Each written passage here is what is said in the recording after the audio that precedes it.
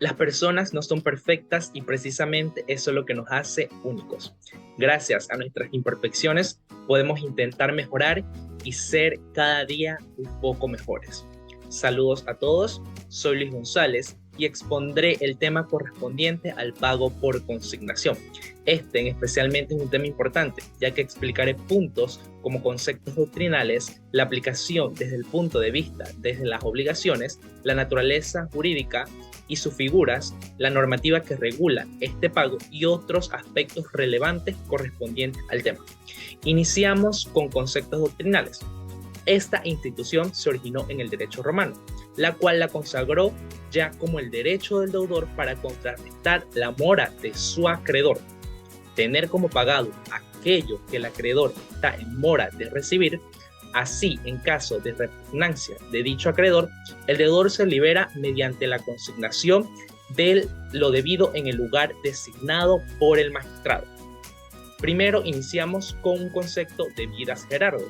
El pago por consignación es el depósito judicial de la prestación objeto de la obligación, de manera que en el lugar de quedar en poder del acreedor, queda en poder de la autoridad judicial competente, ya a disposición del titular del crédito, y tiene como la finalidad la extinción de la obligación al equipararse con el pago normal.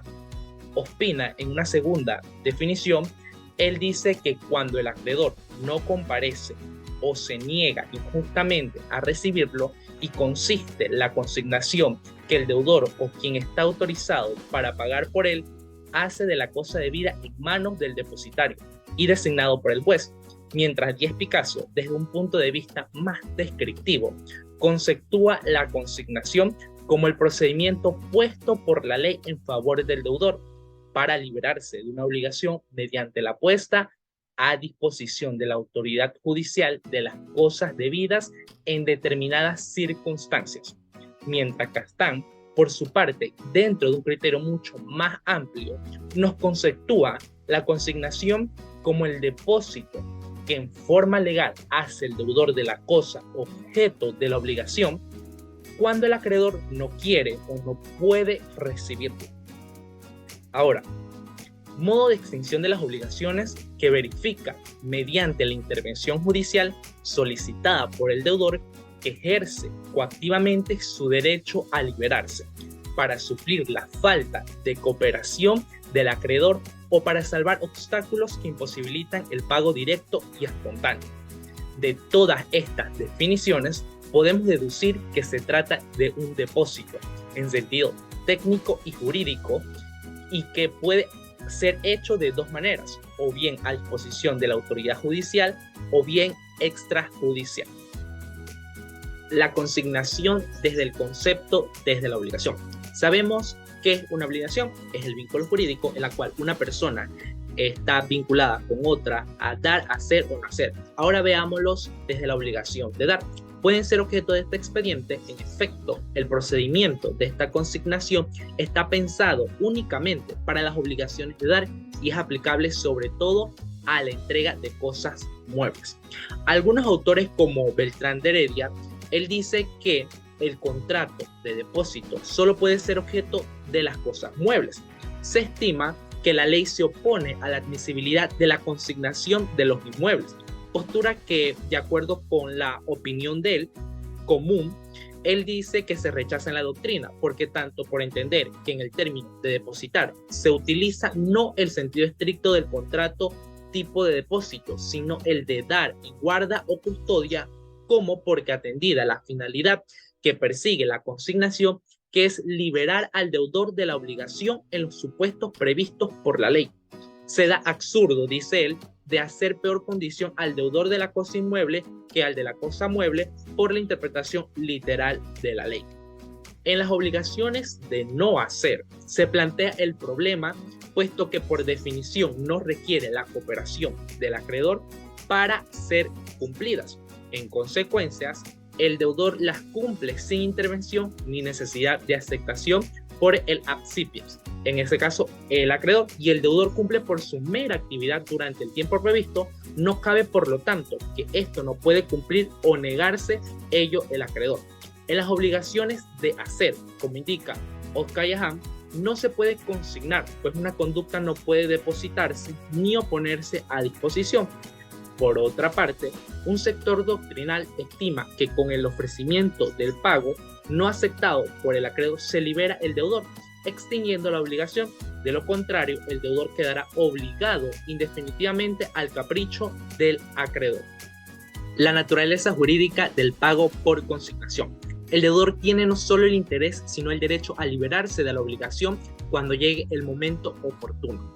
Si bien en relación obligatoria, el deudor tiene un papel pasivo, esto nunca puede suponer que tenga que estar a merced del acreedor, tanto por razones de carácter moral, social, económica y jurídico. El deudor tiene que cumplir con la prestación, pero el derecho que mira en favor del cumplimiento normal de las relaciones obligatorias no puede dejarse a libre albedrío del acreedor la extinción de estas.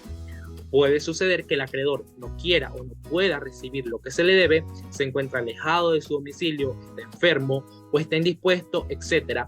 En tal situación, el deudor debe salvar esa resistencia mediante un procedimiento que el mismo ordenamiento jurídico le brinda, que es la consignación.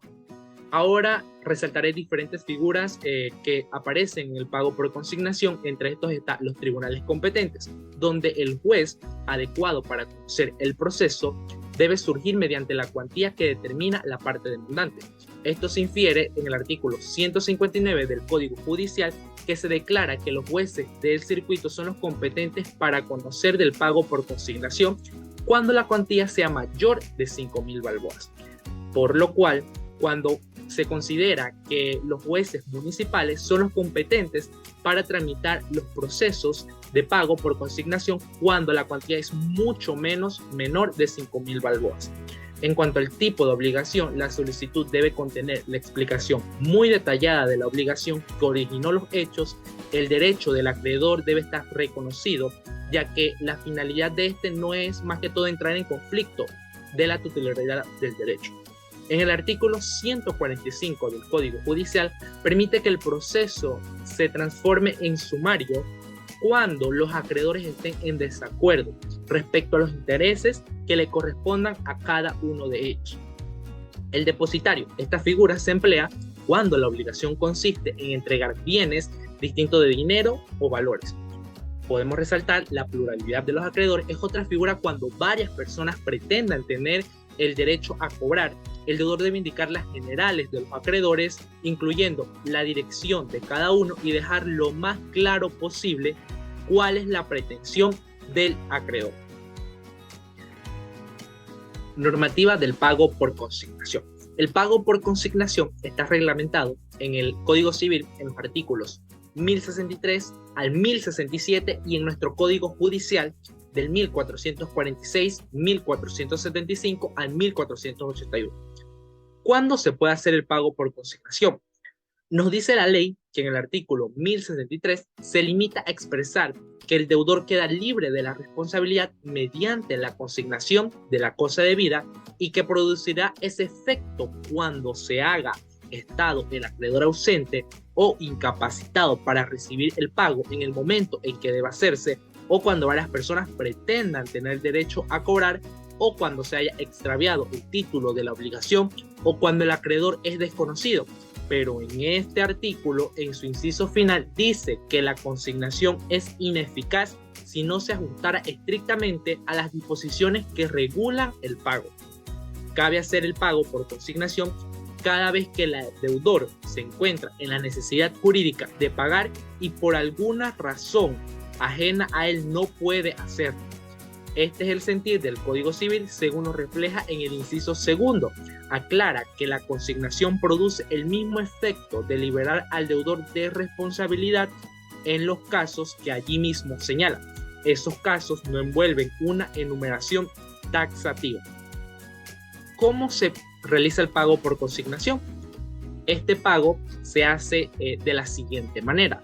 El deudor presenta un escrito al tribunal en el que ofrece el pago por consignación, explicando la obligación que trata de extinguir y poniendo la cosa debida a la orden del tribunal para que sea entregada al acreedor.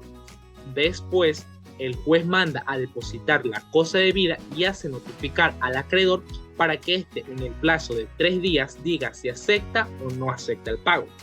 Hecho esto, puede suceder que el acreedor acepte o no acepte el pago y entonces debemos distinguir 3 puntos muy importantes. Si el acreedor dentro del plazo señalado acepta el pago, el juez entregará la cosa depositada por el deudor y declarará extinguida la obligación.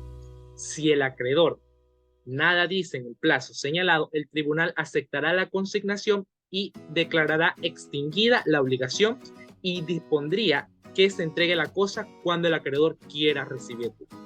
Si el acreedor dentro del plazo rechaza el pago, lo hará expresando las razones por las cuales no lo acepta. Requisitos para la validez de la consignación. 1. Cumplir con los mismos requisitos que se aplican al pago. Debe haber un previo ofrecimiento y el depósito de la cosa objeto de la prestación por la autoridad judicial. ¿Cuáles son los efectos de la consignación? Según el artículo 1063, inciso primero del Código Civil, el deudo quedará libre de responsabilidad mediante la consignación de la cosa debida. Esto significa evidentemente que el deudor se libera de su responsabilidad como tal y esto es que no tendrá que pagar nuevamente. Se libera el deudor de la obligación de pagar intereses a partir de la fecha de la consignación. Se libera igualmente el deudor de la responsabilidad de la pérdida de la cosa debida ocurrida por caso fortuito que el Código en el último inciso 981 le impone a los deudores morales. ¿Cuándo se convierte el pago en consignación? La consignación no se transforma en verdadero pago, sino cuando el acreedor la ha aceptado o el juez, por resolución judicial, la declara procedente. Sobre el particular debe tenerse presente que según el artículo 1072 del Código Judicial, los efectos de la aceptación de la consignación, ya sea que esto se produzca por parte del acreedor o por parte del tribunal, se retrotraen al momento en que se consignó la cosa. Retiro de la cosa consignada. Según el artículo 1066 del Código Civil, mientras el acreedor no hubiera aceptado la consignación o no hubiera recaído la declaratoria judicial de que está bien hecha, podrá el deudor retirar la cosa o la cantidad consignada, dejando subsistente la obligación. De acuerdo con esta disposición legal, si el deudor hace retiro antes de que la consignación se convierta en irrevocable, no hay pago y la obligación subsiste con todos sus accesorios. Pero puede acontecer que convertida ya en pago irrevocable, la consignación quiera retirarla el deudor, es evidente que no podrá hacerlo por sí solo. En consecuencia, se requiere el consentimiento del acreedor. Dice al respecto el artículo 1067 del Código Civil: si hecha la consignación, el acreedor autorizase al deudor para retirarla, perderá toda la preferencia que tuviere sobre la cosa. Los codeudores y los fiadores quedarán libres. En este segundo caso se produce una verdadera novación, pues la obligación original se ha extinguido y la que surge es una nueva, nacida del acuerdo entre acreedores y deudor, por la cual se autorizó el retiro de la cosa consignada. Diferencias entre la oferta y la consignación.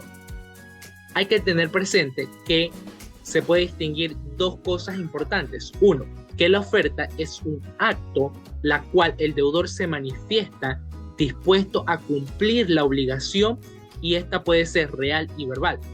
Es verbal cuando se hace de palabra o por escrito, manifiesta su intención de hacerlo. Es real cuando consiste en la presentación efectiva de la cosa debida. En otros países que opere el pago por consignación, es necesario que la oferta proceda a la consignación.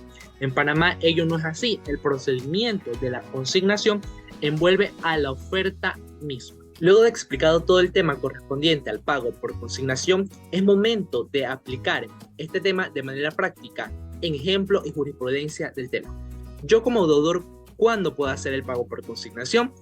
Cuando el acreedor está ausente o incapacitado, para recibir el pago en el momento en que deba hacerse. Un ejemplo que puedo aplicar aquí es que el señor José había adquirido en cuotas del señor Jorge 15 unidades de caballos de carrera y pactaron que el valor total de los mismos serían abonados en 10 cuotas iguales, mensuales y consecutivas de $3,000 cada uno, documentados en pagares a su orden y fijándose como fecha de vencimiento los días 30. El señor José cumplió de manera perfecta de la primera cuota hasta la sexta cuota, pero se encontró con el problema de que a partir desde la séptima cuota, el señor Jorge, por problemas de salud, tuvo que ausentarse del país para un tratamiento médico y por la gravedad de su caso no tenía fecha de retorno. Es por eso que el señor José se aproxima ante los familiares para salvar dicha deuda, pero estos le manifestaron que no podrían aceptar el pago ya que no tenían una autorización para aceptar el pago. Es por eso que aquí el señor José puede presentar el pago por consignación ante los tribunales para salvar dicha obligación. Otro caso es cuando varias personas pretendan o tengan el derecho a cobrar. Aquí aplicamos el artículo 1063 de nuestro Código Civil, en la cual unifica muy puntual cómo se puede hacer este procedimiento. Además, aquí es también otro caso, es cuando se haya extraviado el título de obligación. Esto va muy ligado cuando el acreedor está desconocido, ya que prácticamente aquí se protege tanto al deudor y el acreedor al momento que el deudor va a hacer el pago ante los tribunales y para que no haya un tema de conflicto. Aquí podemos ver 4 tipos de casos donde yo, como deudor, puedo salvar y extinguir esa obligación al momento de hacer el pago por consignación. Jurisprudencia correspondiente al tema del pago por consignación. Esta jurisprudencia consiste en que el señor Álvaro Ayala, mediante apoderado legal constituido, interpuso un recurso de casación en el fondo contra la sentencia del 24 de noviembre de 1993 dictada por el primer Tribunal Superior de Justicia dentro del proceso no contencioso del pago por consignación instaurado por Aldeas Infantiles SOS de Panamá, convertido en sumario. Entre las síntesis importantes puedo mencionar que hubo una primera instancia. Esta se llevó a cabo mediante el presente proceso sumario que se inicia con el proceso no contencioso del pago por consignación por la suma de 8.683 balboas instaurado por la Asociación Aldeas Infantiles SOS de Panamá, suma que representa el valor en efectivo del tercer premio de la rifa anual que se celebró en el sorteo de la Lotería Nacional de Beneficencia el 2 de diciembre de 1990, disputándose como ganadores de dicho premio la señora Silvia Lee y Álvaro Ayala. El séptimo juzgado del primer circuito judicial de Panamá, al admitir la demanda del pago por consignación, corrió al traslado de esta a los prenombrados señor Álvaro Ayala y Silvia Lee, quienes por conducto de sus respectivos apoderados judiciales, al contestar el traslado de la demanda, aceptaron el pago, pero reclamándolo como suyo cada uno. En virtud de ello, el juez de conocimiento pidió la consignación realizada por la asociación deudora, declaró extinguida la obligación y la deuda y seguramente se entregará una vez se confirme a quién le corresponde. El acuo abrió la causa a pruebas y dispuso que se siguieran los trámites del proceso sumario para determinar los derechos que les corresponden a los acreedores entre sí respecto a la cosa adeudada. Por surtido todos los trámites del proceso sumario, el juez acuo, mediante sentencia calendada el 11 de diciembre de 1992, al aprobado quedar que la acreedora Silvia Lee era la ganadora del tercer premio de dicha rifa, y se ordena que el pago por consignación de las aldeas infantiles SOS de Panamá, que le corresponde el valor en efectivo, sea entregado a la ganadora.